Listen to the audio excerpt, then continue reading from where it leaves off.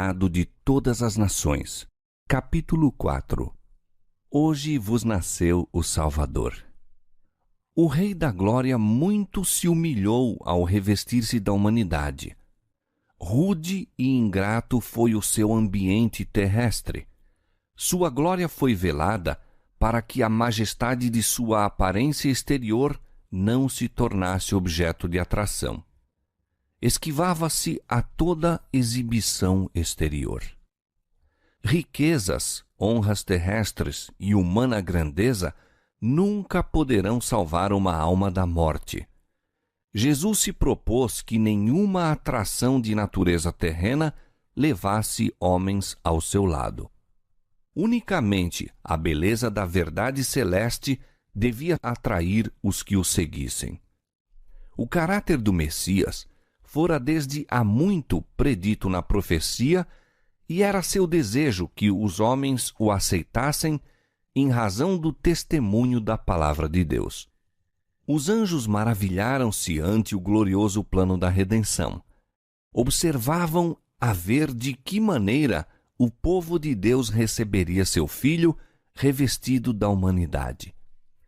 Anjos foram à terra do povo escolhido. Outras nações estavam embebidas com fábulas e adorando falsos deuses. À terra onde se revelara a glória de Deus e brilhara a luz da profecia foram os anjos. Dirigiram-se invisíveis a Jerusalém, aos designados expositores dos sagrados oráculos e ministros da casa de Deus.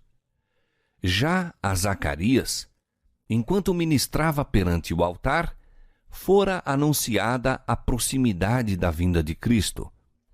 Já nascido estava o precursor, havendo sua missão sido atestada por milagres e profecias. As novas de seu nascimento e o maravilhoso significado de sua missão tinham sido amplamente divulgados. Todavia, Jerusalém não se estava preparando para receber o Redentor. Com pasmo viram os mensageiros celestiais a indiferença do povo a quem Deus chamara para comunicar ao mundo a luz da sagrada verdade. A nação judaica fora conservada como testemunho de que Cristo havia de nascer da semente de Abraão e da linhagem de Davi. No entanto, não sabiam que sua vinda se achava agora às portas. No templo, o sacrifício matutino e vespertino apontava diariamente ao Cordeiro de Deus. Entretanto, nem mesmo ali havia qualquer preparação para o receber. Os sacerdotes e doutores da nação ignoravam que o maior acontecimento dos séculos estava prestes a ocorrer. Proferiam suas orações destituídas de sentido e realizavam os ritos do culto para serem vistos pelos homens, mas em sua luta por riquezas e honras mundanas, não estavam preparados para a revelação do Messias. A mesma indiferença penetrava a terra de Israel. Corações egoístas e absorvidos pelo mundo ficavam impassíveis ante o júbilo que comovia o céu. Apenas alguns estavam ansiando contemplar o invisível. A esses foi enviada a embaixada do céu. Anjos assistiam José e Maria enquanto jornadeavam de seu lar em Nazaré à cidade de Davi. O decreto de Roma imperial acerca do alistamento dos povos de seu vasto domínio estendera-se aos habitantes das montanhas da Galiléia. Como outrora Ciro fora chamado ao trono do império do mundo a fim de libertar os cativos do Senhor, assim César Augusto se tornara o instrumento para a realização do desígnio de Deus em levar a mãe de Jesus a Belém. Ela é da linhagem de Davi, e o filho de Davi deve nascer na sua cidade. De Belém dissera o profeta: de ti é que me há de sair aquele que há de reinar em Israel, e cuja geração é desde o princípio, desde os dias da eternidade. Miqueias capítulo 5, verso 2. Mas na cidade de sua real linhagem, José e Maria não são reconhecidos nem honrados. Fatigados e sem lar, atravessavam toda a extensão da estreita rua, da porta da cidade ao extremo oriental desta, buscando em vão um lugar de pousada para a noite. Não há lugar para eles na apinhada hospedaria. Num rústico rancho em que se abrigam os animais, encontraram afinal refúgio e ali nasce o Redentor do mundo. Os homens não o sabem, mas as novas enchem o céu de regozijo. Com mais profundo e mais terno interesse, os santos seres do mundo da luz são atraídos para a terra. Todo o mundo se ilumina à presença do Redentor. Sobre as colinas de Belém, acha-se reunida inumerável multidão de anjos. Esperam o sinal para declarar as alegres novas ao mundo. Houvessem os guias de Israel sido fiéis ao depósito que se lhes confiara e teriam partilhado da alegria de anunciar o nascimento de Jesus. Mas assim foram passados por alto. Deus declara: derramarei águas sobre o sedento e rios sobre a terra seca. Aos justos nasce luz nas trevas. Isaías capítulo 44, verso 3 e Salmo 112, verso 4. Aos que andam em busca de luz e a aceitam com alegria, fugirão os brilhantes raios que descem do trono de Deus. Nos campos em que o jovem Davi guardara seus rebanhos, havia ainda pastores vigiando durante a noite. Nas horas caladas, conversavam entre si acerca do prometido Salvador e oravam pela vinda do rei ao trono de Davi. E eis que o anjo do Senhor veio sobre eles, e a glória do Senhor os cercou de resplandor, e tiveram grande temor.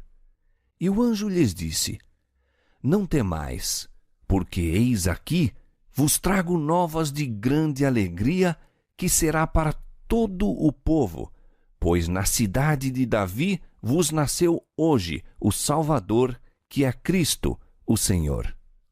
A essas palavras, visões de glória encheram a mente dos pastores que as escutavam. Chegara a Israel o libertador. Poder, exaltação, triunfo acham-se associados à sua vinda. O anjo, porém, deve prepará-los para reconhecerem o Salvador na pobreza e na humilhação. Isto vos será por sinal, diz ele. Achareis o menino envolto em panos e deitado numa manjedoura. O celestial mensageiro acalmara-lhes os temores. Dissera-lhes como poderiam encontrar Jesus. Com terna consideração para com sua humana fraqueza, dera-lhes tempo para se habituarem à radiação divina. Então, o júbilo e a glória não se puderam por mais tempo ocultar. Toda a planície se iluminou com a resplandecência das hostes de Deus. A terra emudeceu e o céu inclinou-se para escutar o cântico. Glória a Deus nas alturas, paz na terra, boa vontade para com os homens. Quem dera que a família humana pudesse hoje reconhecer este cântico. A declaração então feita, a nota vibrada então, avolumar-se-á até ao fim do tempo e ressoará até aos extremos da terra. Quando se erguer o sol da justiça, trazendo salvação sob suas asas, esse cântico há de ecoar pela voz de uma grande multidão, como a voz de muitas águas, dizendo: Aleluia, pois já o Senhor Deus Todo-Poderoso reina. Apocalipse capítulo 19, verso 6. Ao desaparecerem os anjos, dissipou-se a luz e mais uma vez cobriram as sombras da noite as colinas de Belém. A mais gloriosa cena que olhos humanos já contemplaram permaneceu, no entanto, na memória dos pastores. E depois que os anjos se retiraram deles para o céu, os pastores diziam entre si: Vamos até Belém e vejamos o que é que lá sucedeu e o que é que o Senhor nos manifestou. E foram com grande pressa, e encontraram Maria e José e o menino deitado na manjedoura. Partindo com grande alegria, divulgaram as coisas que tinham visto e ouvido. E todos os que o ouviram se maravilharam do que os pastores lhes diziam. Mas Maria guardou todas estas coisas, conferindo-as em seu coração. E voltaram os pastores, glorificando e louvando a Deus. Não se acham o céu e a terra mais distanciados hoje do que ao tempo em que os pastores ouviram o cântico dos anjos. A humanidade é hoje objeto da solicitude celeste da mesma maneira que o era quando homens comuns, ocupando posições ordinárias, se encontravam à luz do dia com anjos e falavam com os mensageiros nas vinhas e nos campos. Enquanto nos movemos em nossos afazeres comuns, podemos ter bem perto o céu.